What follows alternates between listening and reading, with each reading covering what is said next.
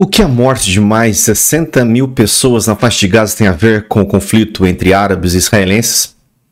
Esse massacre tem relação com a história da questão palestina? Ou seja, por que os territórios da Cisjordânia, a própria faixa de Gaza e Jerusalém Oriental não têm a soberania do povo árabe e palestino? Quem são os grupos Fatah e Hamas? Será que já existiram acordos ou existem acordos de paz entre judeus e palestinos? O conflito iniciado em outubro de 2023 após um ataque terrorista do grupo Hamas em uma festa de jovens judeus não é o começo de tudo isso, mas um trágico sintoma da catástrofe humanitária e crueldade vivida pela população residente na faixa de Gaza. Olá, eu sou o professor Eligel, seja bem-vindo e bem-vinda ao canal Geografia em Tudo. Hoje, a aula de atualidades é a faixa de Gaza e a crueldade dos poderosos. Bom, muito obrigado por vocês estarem aqui, gente, na nossa aulinha de atualidades. Hoje é um assunto complicado demais, gente, é bom dar aqueles avisos e o disclaimer, né? É essencial diferenciar a violência de um governo de turno que está em um estado ou a força estatal, com E maiúsculo, contra um grupo, seja um grupo de resistência, rebelde, classificados como terroristas. Por vezes o governo de turno comete atrocidades, ou seja, está utilizando da máquina estatal para cometer também crimes. Não dá para falar numa discussão, seja ele, gente, discussão entre amigos, porque o grupo menor fez isso, então o Estado tem que com tudo. Geralmente, quando o Estado ou o governo de turno, quer dizer, o governo que está no momento, o governo daquele Estado, vai para cima de um grupo de resistência, ou mesmo terrorista, ou mesmo um grupo de criminosos, ele tem que tomar muito cuidado, porque ele tem muito mais responsabilidade para com a sua própria população e contra a população que está com a população que está em volta desse grupo de resistência, seja ele terrorista também, tá, gente? Que tem que ser combatido. Mas a força estatal, ela é desproporcional, isso pode atingir grupos que estão em volta. E não confundam ou responsabilizem a população de um país com o governo que pode ser criminoso, que está em turno. Não podemos falar isso. Só porque naquele momento aquele governo comete atrocidades, eu não posso falar isso que toda a população está cometendo. E tem que sempre tomar cuidado, porque o grupo de turno pode ser um grupo racista, pode ser um grupo colonialista, pode ser um grupo de extrema direita, que não dá para se confundir com a população total, tudo bem?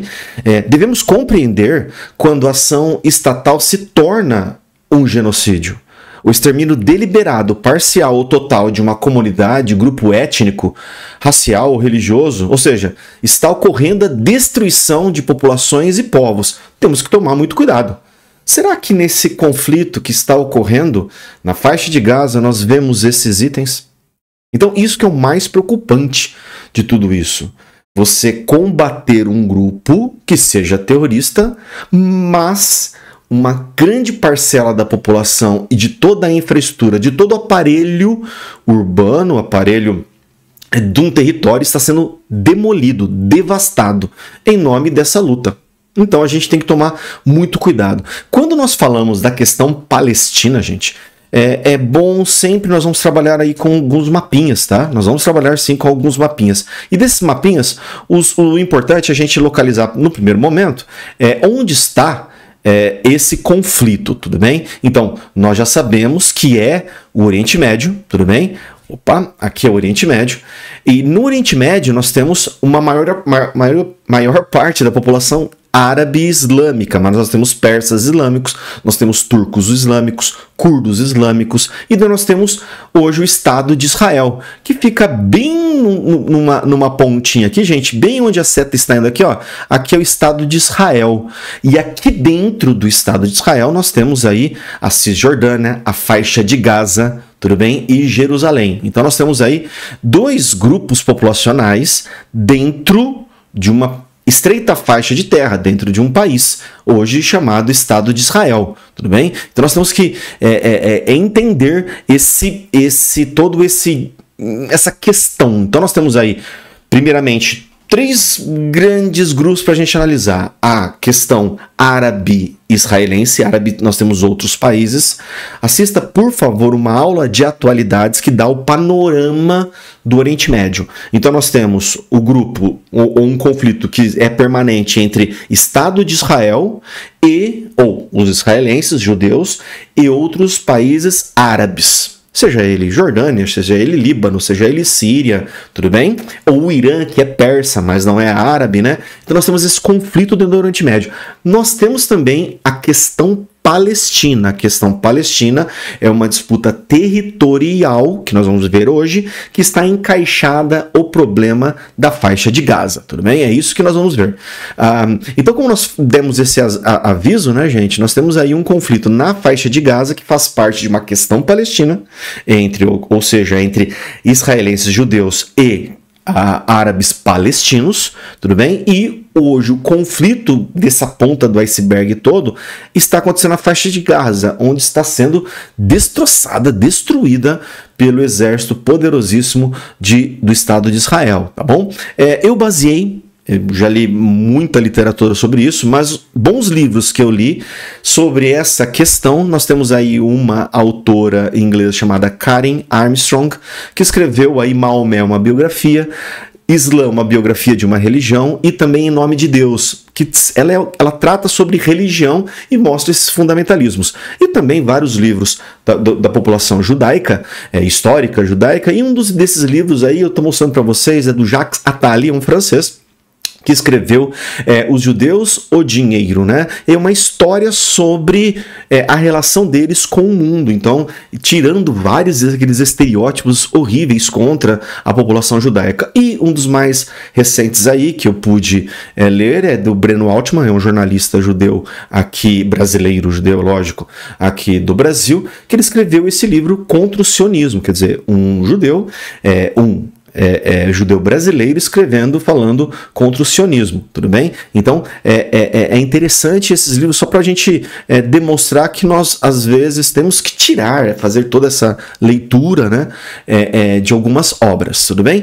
Quando a gente fala de conflito árabe-israelense, nós temos algumas coisas a mencionar, coisas muito importantes, tá? Então aqui nós vamos discorrer algumas ideias para a gente depois chegar e falar especificamente do problema na faixa de Gaza, né, que está ocorrendo uma enorme atrocidade, uma crueldade, e especialmente com a conivência não só do Estado de Israel, que é muito poderoso, né, essa morte de mais de 60 mil pessoas e uma boa parte, uma grande parte, tristemente, de mulheres e crianças, e também o apoio ou a vista grossa da comunidade europeia e também algumas vozes dissonantes e também do grande aliado de Israel, que são os Estados Unidos, tudo bem?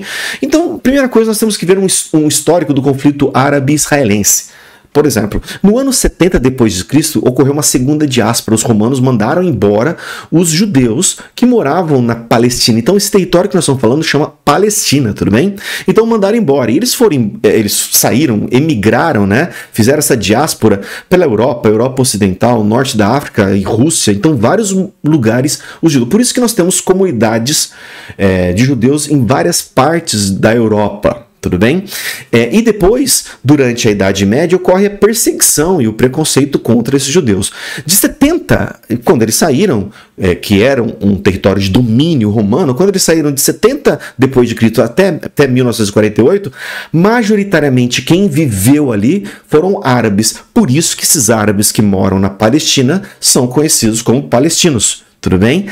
Mas sempre, em qualquer lugar onde os judeus estavam, tinha esse sonho de voltar para essa área, né?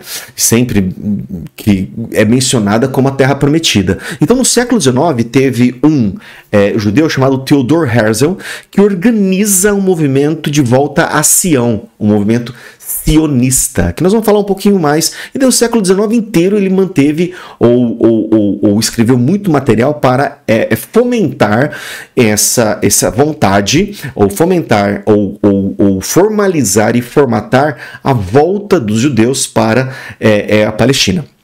Tudo bem até aí? No século XIX, daí nós temos essa vontade. No final do século XIX tem a primeira primeira onda moderna de imigração judaica para a Palestina. Então, em 1881, quer dizer, já rendeu fruto esse sionismo. Quer dizer, a partir de 1881 tem um movimento de retorno, compra de terras e assim por diante. Tá bom? Em 1917, aquele território passa a pertencer à coroa britânica, porque quem mandava em grande parte da Península Arábica do Oriente Médio era o Império Turco-Otomano, mas ele foi derrotado na Primeira Guerra Mundial e eles dividiam mais ou menos o domínio com os ingleses. Em 17 teve a Declaração de Balfour, né?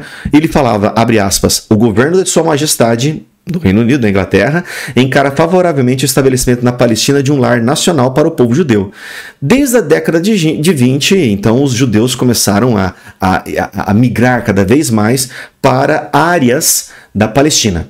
E é interessante que em 1920 eles organizaram o primeiro movimento de resistência contra os árabes palestinos que moravam lá.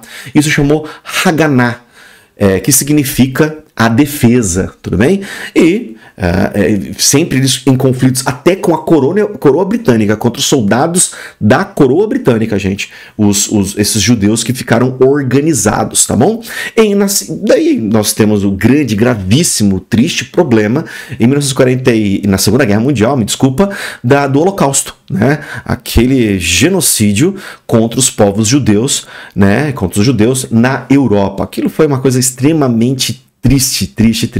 E a recém-criada ONU, uma das primeiras iniciativas da ONU, após 1945, isso se efetivou em 1947, foi a deliberação pela criação de um Estado, em dois Estados, um Estado judeu, Israel, e um Estado palestino. Então a ONU já entra ali e fala o seguinte, olha, nós temos que organizar um Estado ali, essa comoção que ocorreu após da Segunda Guerra Mundial, e nós temos que também preservar os direitos dos palestinos. E, gente, a partir daí, isso daí tem que ser tratado em outra aula, começa uma série de conflitos entre israelenses e outros países árabes, porque os palestinos ali não concordaram com isso, e os países árabes que estavam em volta também não concordaram. Por isso que nós temos um negócio chamado Crise de Suez, Guerra dos 6 Dias, Guerra de Yom Kippur, tá? Que são conflitos que envolvem países árabes. O que nós vamos tratar hoje aqui é só o conflito, a questão Palestina.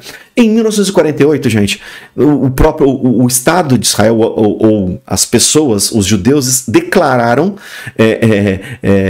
unilateralmente a formação do Estado de Israel. Então, 1948. Isso deu a primeira guerra entre árabes e israelenses. Tudo bem? Então, já tem um conflito pesado, tá?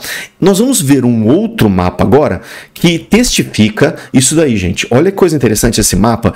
E lembra que grande parte da briga até hoje é por território. Dá uma olhada nesse mapa. É interessantíssimo, da evolução de 1946 até 2010, vamos colocar dessa maneira, como que porque essa questão é tão drástica, é território, uma coisa geográfica. Dá uma olhada.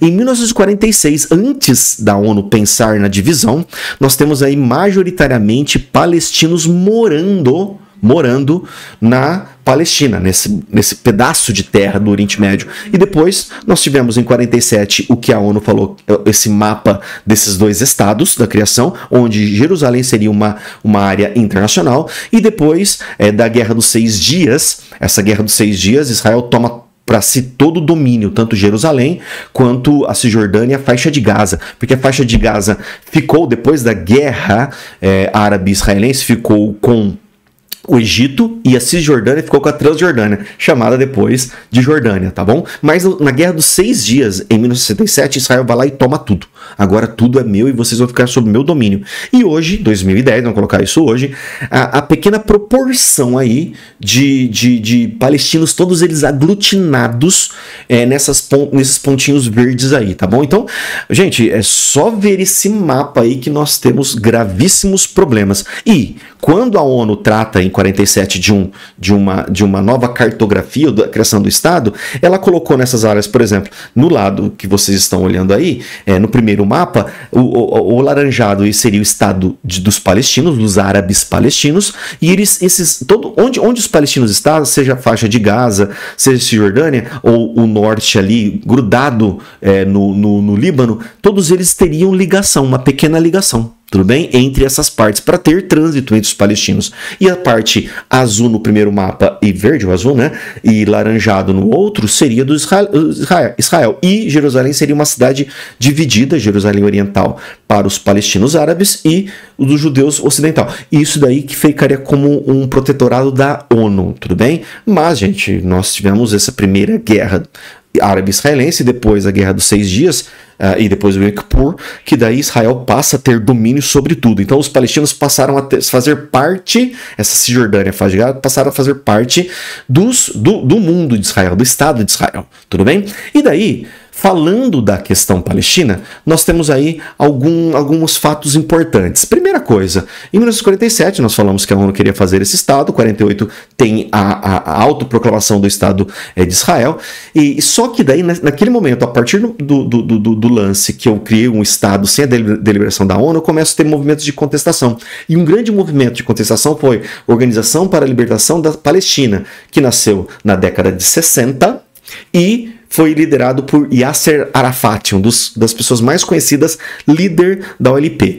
Depois da Guerra dos 6 Dias, os palestinos ficaram sob a tutela de Israel. Então, o grupo, a OLP, começa a agir muito mais de um jeito belicoso do que vamos fazer negociação de paz. O primeiro momento foi eu quero lutar contra o Estado de Israel, tudo bem?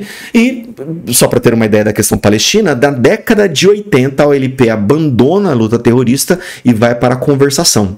Tá? Mas, gente, a situação do povo palestino sob a tutela e sobre as ordens do Estado de Israel começaram a ter cidadanias diferentes. Por exemplo, o cidadão palestino vivia completamente diferente socialmente, economicamente, politicamente do israelense. E por isso que nós temos a primeira intifada em 1987. Né?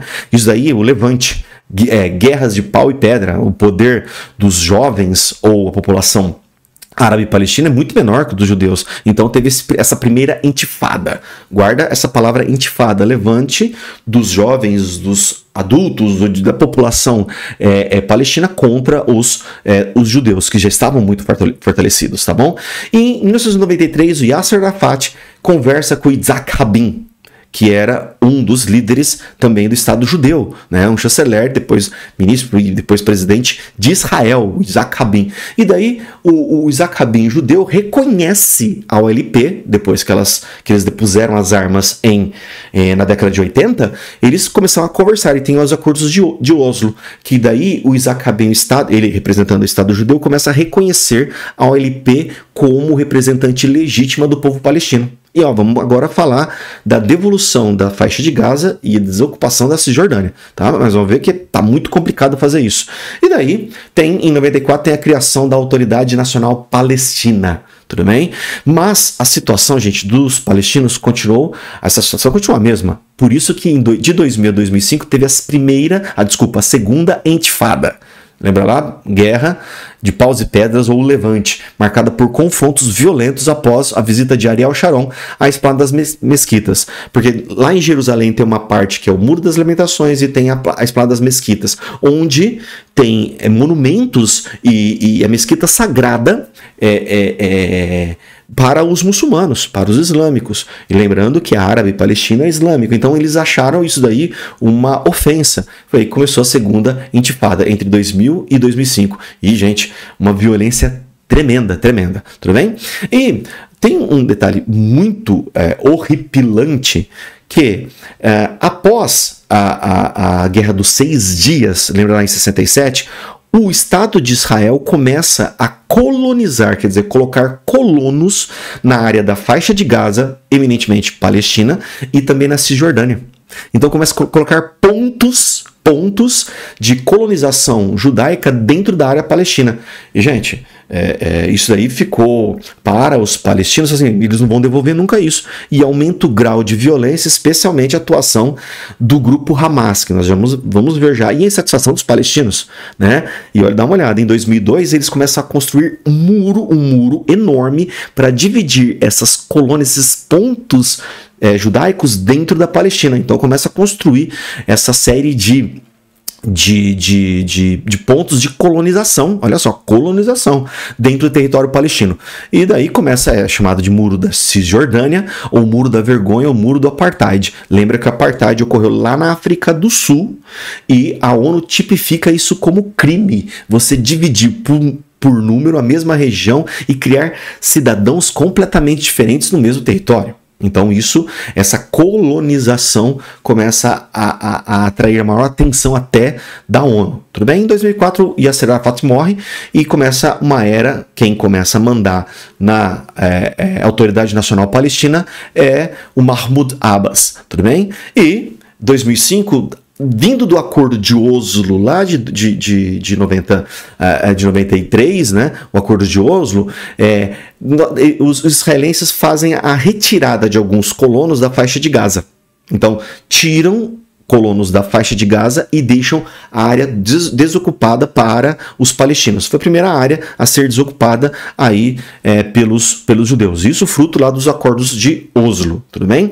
Só que a situação é muito complicada dos palestinos e da Autoridade Nacional Palestina porque, primeiro, existe uma constante, por efeito do controle judeu e israelense perante os territórios da Cisjordânia e da faixa de Gaza, não tem autonomia. Então é difícil você ter uma autoeconomia, uma autossuficiência econômica, porque o dinheiro tem que passar por Israel, exportação, importação, imigração, ou a migração tem que passar pelo controle do Estado de Israel, a transação de dinheiro também. Isso, gente, deixa um Estado ou um pretenso Estado muito fragilizado. A Autoridade Nacional Palestina fica muito fragilizada. Aí que começa a crescer a insatisfação, porque começa a ter acusações da Autoridade Nacional Palestina, e tem um grupo que manda, um partido chamado Fatah, que quer dizer a vitória, a conquista. Isso lá dos anos 50 para 60 foi criado o Fatah, que era o partido do Yasser Arafat e do Mahmoud Abbas. E muitos palestinos começam a ir contra, olha agora um conflito interno entre os palestinos, né, contra a Autoridade Nacional Palestina. Foi aí quando tem eleição e o Hamas, o Hamas, ele vence as eleições legislativas. E os israelenses falam assim, como que pode acontecer isso, né? O Hamas venceu, ele está fazendo terrorismo, se declara um inimigo depois a gente volta como que Israel tem a ver com o Hamas também, algumas coisinhas. Isso daí é documentado, tá? Noticiado, documentado. E como que o Hamas, que fala que vai bater Israel, agora vai ter cadeira na autoridade, ou cadeiras representadas na autoridade legislativa? Não. E daí Israel começa um bloqueio pesadérrimo, super pesado, contra a Autoridade Nacional Palestina e contra a faixa de Gaza, onde está concentrado a força do Hamas. Então a faixa de Gaza tem que ainda passar pelo conflito entre palestinos do Fatah, representantes da Autoridade Nacional Palestina, e do Hamas, grupo terrorista, que depois não é só terrorista, ele tem obra de caridade, ele constrói hospitais, cuida dos mais pobres, mas ele tem a grande concentração dele na faixa de Gaza, e Israel começa a fazer bloqueio. Lembra que eu falei da tutela? Agora começa a bloquear mais ainda, gente, a faixa de Gaza e a Cisjordânia. Então começa a sufocar a Autoridade Nacional Palestina e também, que está mais na Cisjordânia, em Ramallah, né, e também a faixa de Gaza. Então, gente, imagina, se a situação já era complicada até 2006 para a subcidadania dos palestinos dentro do território israelense, construindo um muro, tudo isso, agora imagina com o maior bloqueio, que impede qualquer ajuda humanitária. Então isso fica mega complicado. Aí está, gente, o muro construído, é um muro enorme, é o tamanho aqui das pessoas, gente, em relação ao muro. Mais de 7 metros de altura, e dá uma olhada, todo esse vermelhinho aqui, gente, tudo esse vermelhinho é um muro. Olha isso, gente, que loucura. Quer dizer, tem gente que morava, olha só, tem um verdinho aqui e um verdinho aqui. Então tem gente que tem que dar um rolê danado num portal para trabalhar do outro lado. Isso inviabiliza, gente. Por isso que a ONU chama isso de apartheid no território palestino, na Cisjordânia, especialmente, né? Então isso, a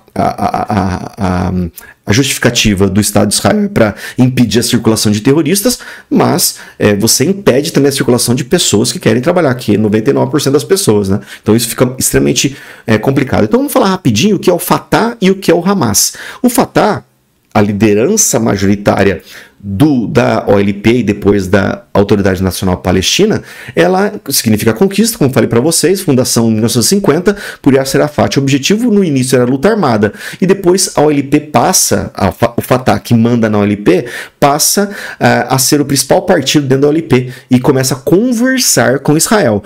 A posição atual, que está lá na Cisjordânia, é o quê? Não, vamos conversar de modo diplomático. O mundo reconhece muito a Autoridade Nacional Palestina, né? Então o Fatah ele é o núcleo do partido da Autoridade Nacional Palestina, que conversa mais tanto com Israel quanto com o mundo. Já o Hamas, a base, a origem, é a Irmandade Islâmica, lá dos anos 20 no Egito. Então era uma grande escola, um grande grupo que propagava o islamismo para se aproximar da política, para ter essa preservação entre a política e a religião, para a religião ser um pilar da política. A Irmandade Islâmica originou vários grupos dentro do Oriente Médio, um deles é o Hamas. Tudo bem? A sigla quer dizer Movimento de Resistência Islâmica. E em 87, olha lá, a primeira intifada, criado por Sheikh Ahmed Hassin, né, que é um clérigo palestino liderado a Irmandade Muçulmana, ou a Irmandade Islâmica. O objetivo qual que é? A resistência armada contra a ocupação de Israel. Nasceu para isso, com base ideológica islâmica, um conjunto de ideias islâmicos e a rejeição de acordos de paz. Então é complicado. E lembra de cada pessoa que vai fazer acordo de paz vira um potencial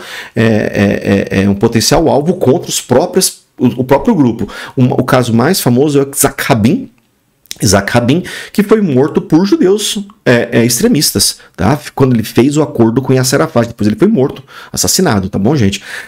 Posição atual, controla politicamente a fase de Gaza desde 2007, após vencer as eleições legislativas de 2006 e expulsar as forças do Fatah em confronto interno. Olha só, então tem uma briga entre Fatah e Hamas. Então, olha só que complicado. E, no meio disso tudo, documentos e especialmente jornais e reportagens mostram, e a própria autoridades israelenses e palestinas falam sobre isso, o fortalecimento do Hamas pelo próprio Israel. Qual que era o objetivo disso, né? De Israel fortalecer um grupo que prega contra o próprio Estado de Israel? Dá uma olhada.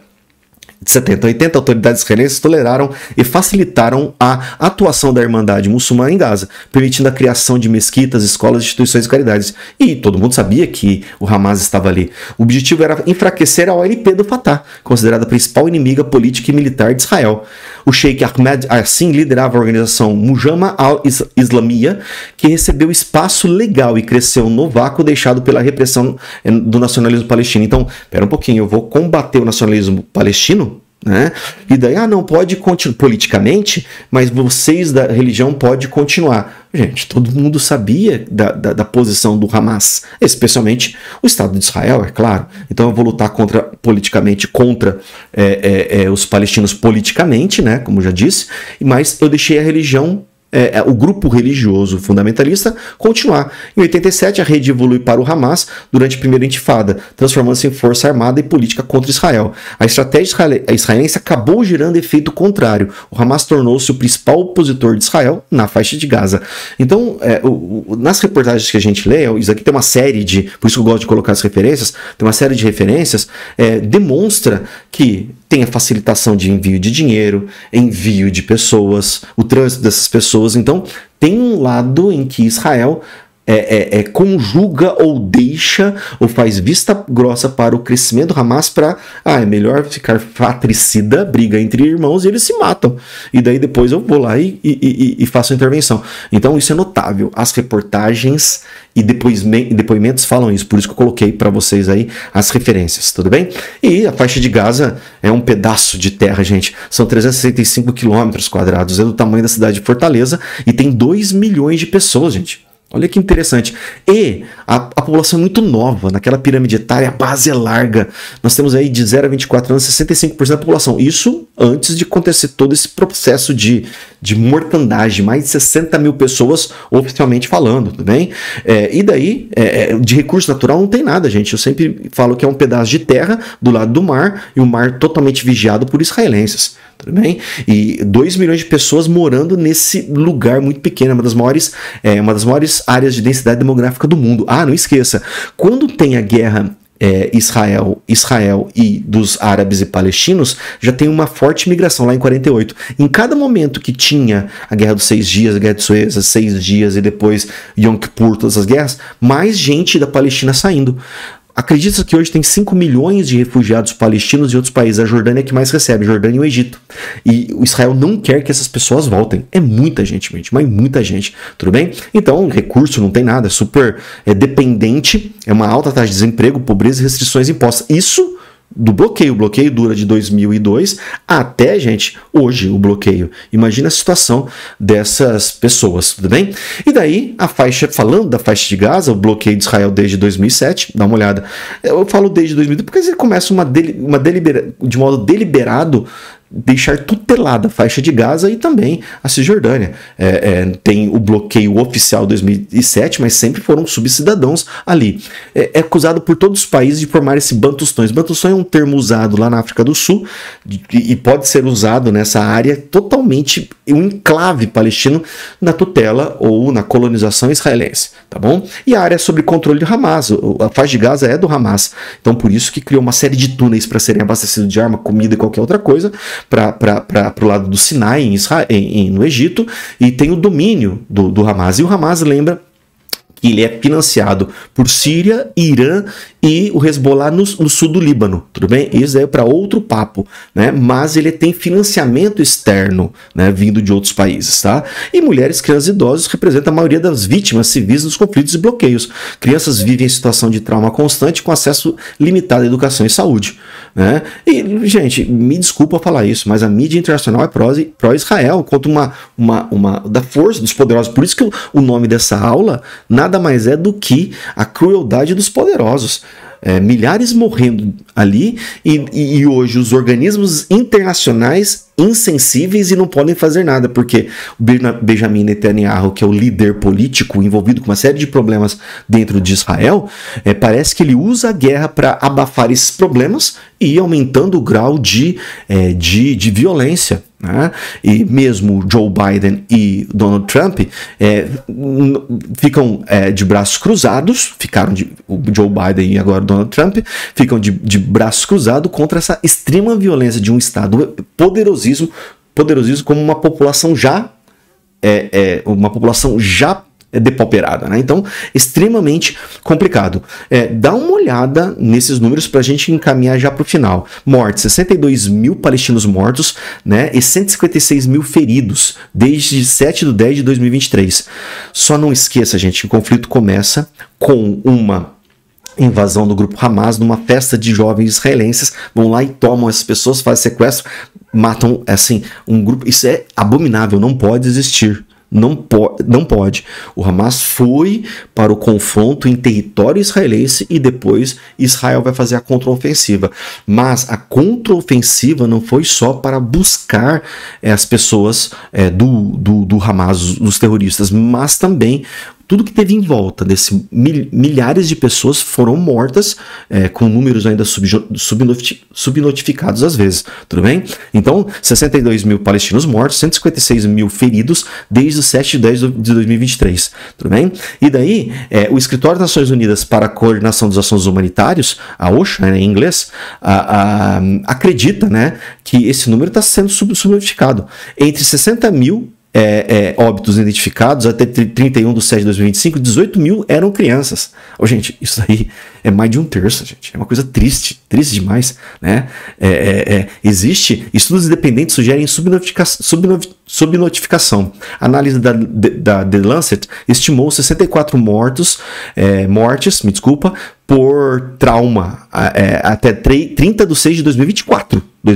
Olha que loucura. Então, até agora, 2024 até agora, imagina, né? E aponta 59% eram mulheres, crianças e idosos. Hospitais e sistema de saúde, né, foram completamente devastados. Né? Então, somente 18 dos 19 dos 36, 19 hospitais dos 36 ainda funcionam parcialmente, sob a falta de insumos pessoal, segurança. Mais de 14 mil pacientes aguardam evacuação médica para tratamento fora de Gaza. Foi uma infraestrutura destruída, né? Imagens satélites da ONUSAT mostram 102 mil edificações destruídas, 78% de todas as estruturas danificadas afetadas no território. 80% da cidade acabou. Então, isso é uma força descomunal, uma crueldade, seja da vista grossa do mundo, dos poderosos, quanto do Estado de Israel, que tem o direito de se defender, mas só que lembra do disclaimer que eu fiz do aviso lá na frente. Às vezes o poder do Estado ele pode cometer atrocidades se ele não fazer o equilíbrio entre a raiva, a revanche contra um povo desfavorecido já. Então, o conflito de outubro de 2023 até agora é a ponta do iceberg, gente. Esse é um grave problema. E todas as estruturas danificadas têm uma fome, né? Uma fome terrível. Olha a fome, gente, que coisa assim atroz, né? O Sistema de Classificação Integrada de Segurança Alimentar, que é uma parceria de vários organismos, confirmou fome, que é a fase 5, na faixa de Gaza. Né? A Unicef reitera um pedido de cessar-fogo e acesso irrestrito. O Escritório das Nações Unidas para a Coordenação de Assuntos Humanitários relata a aceleração da desnutrição infantil dos óbitos por fome crescendo desde julho de 2025, impedimentos e ajuda de informações e cuidados médicos. O acesso humanitário restrito entre 19 de agosto, de 79 missões coordenadas, 45 foram facilitadas, 21 aprovadas, mas impedidas no terreno, 5 negadas e 8 canceladas. Coisa interessante, nem ajuda a não deixando entrar. Fechamento do cruzamento de Rafah estrangulou a operação humanitária e Kerem Shalom tornou-se o principal ponto, porém congestionado e com fortes exigências de coordenação. Quer dizer, eu faço uma triagem que cada vez mais estou matando mais ainda a população. Então tem um grave problema, desde o bloqueio feito e a tutela e o bloqueio feito pelo Estado judeu contra os palestinos, isso daí vai gerando fome, uma fome silenciosa, desnutrição.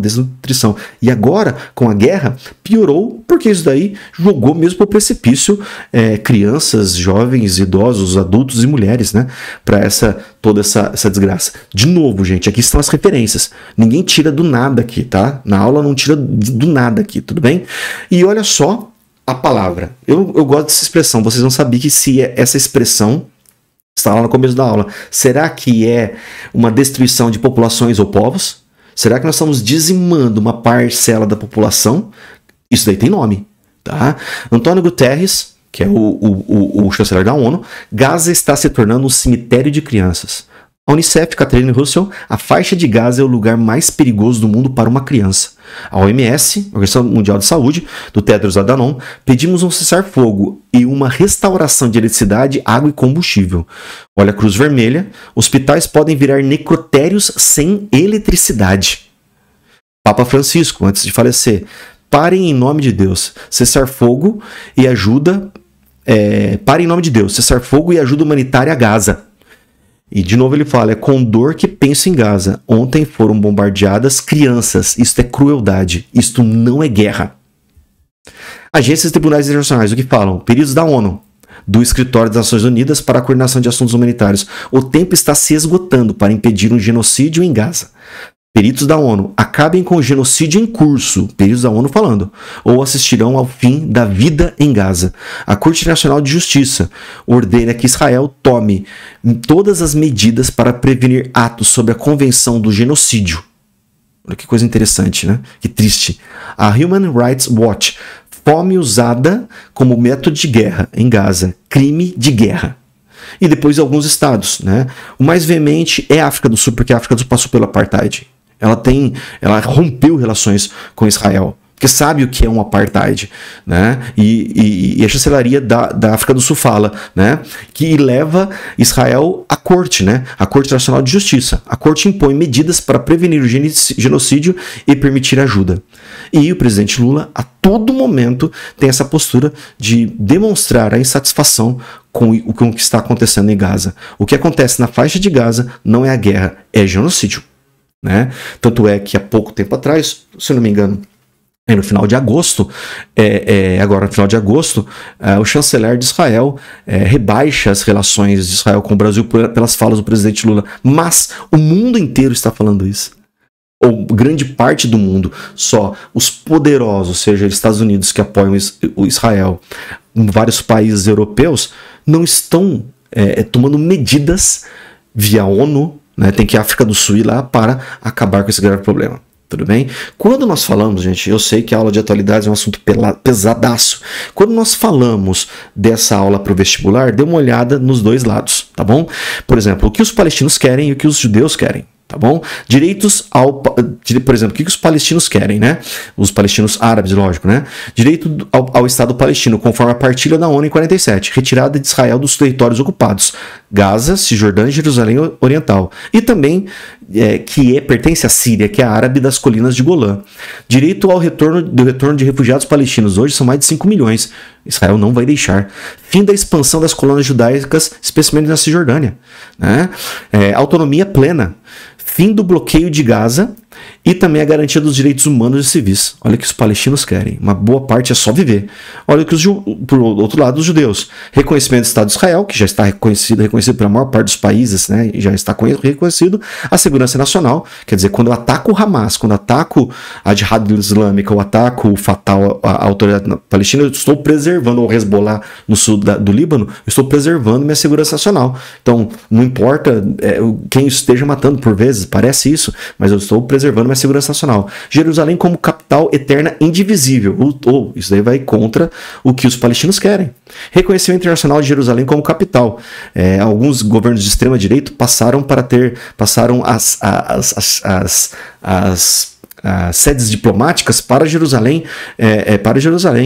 até no governo antes do presidente Lula, mandaram um escritório, formaram um escritório lá em Jerusalém, mas a embaixada não foi ainda. Legitimidade histórica e religiosa. Aí que está o grande problema. Como que eu posso, dos dois lados acontece isso, como eu posso colocar a religião no meio desse papo da geopolítica? Isso é um perigo danado, gente. Porque daí sempre na religião eu vou encontrar justificativas.